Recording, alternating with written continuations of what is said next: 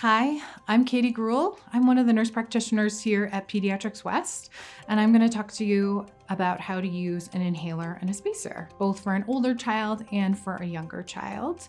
So this is what they look like. There are a variety of different spacers and inhalers that are available, but they all work very similarly. The type of inhaler that requires a spacer is an HFA inhaler, and that describes the propellant that helps the medication get into your lungs. There are other powder or breath actuated inhalers that don't require a spacer, and your provider can talk to you about whether or not your child needs that. So most inhalers have a counter on the back now, and they count down from the maximum number of puffs to 0. And there's also an expiration date on the canister that will tell you if your medication is still good. And it's pretty simple. Everyone, regardless of their age, needs to use a spacer. This helps to get the medication directly into your child's lungs versus sticking to the back of their throat. So to use your spacer and your inhaler, you always want to shake your inhaler first. And when you get a new inhaler, you'll notice that there are a couple of extra puffs. So what you want to do with that is insert your inhaler into your spacer and spray those extra puffs and let it sit for a few minutes so that we can prime the whole system. If it's been more than 2 weeks since you've used your inhaler, you wanna spray 1 or 2 sprays in the air to help re-prime the medication. So to use it, you're gonna shake your inhaler very well and insert it in your spacer. Have your child blow out all the air in their lungs, and then do a puff and take a long, slow, deep breath in over several seconds, and then have them hold their breath as long as it's comfortable.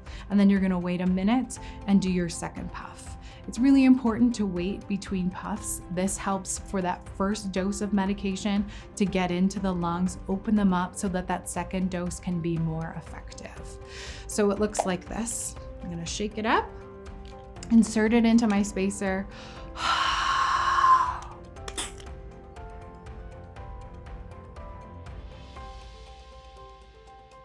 And hold your breath as long as comfortable.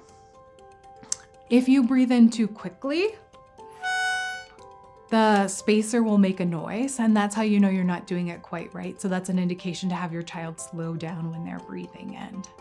Next, I'm gonna show you how to use a spacer with a mask for a smaller child. This is my assistant. What's your name? Gus. Gus, and how old are you? 3. 3. And Gus has been using a spacer and a mask since he was about 6 months old. And it hasn't always been easy, but he's gotten used to it and we've figured it out. So for a young child, you're gonna use a spacer with a mask, and the mask just simply attaches to the spacer. And you're gonna just apply it to your child's face, do your puff, and then have them take 6 breaths. If it's an older child, you can count together. And for a younger child, sometimes you have to remove their shirt so that you can see them breathing. Before you use your inhaler, you always want to shake it up really well and then insert it into your spacer and then simply apply it to your child's face. And I like to put my hand on the back of the neck gently just to give more stability.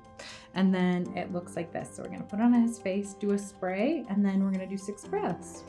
1, 2, 3, 4, 5, 6. All right, good job. And then you're gonna wait a minute and do your second puff, or as many puffs as your provider has asked you to do for your child. Can you give me 5? Yeah.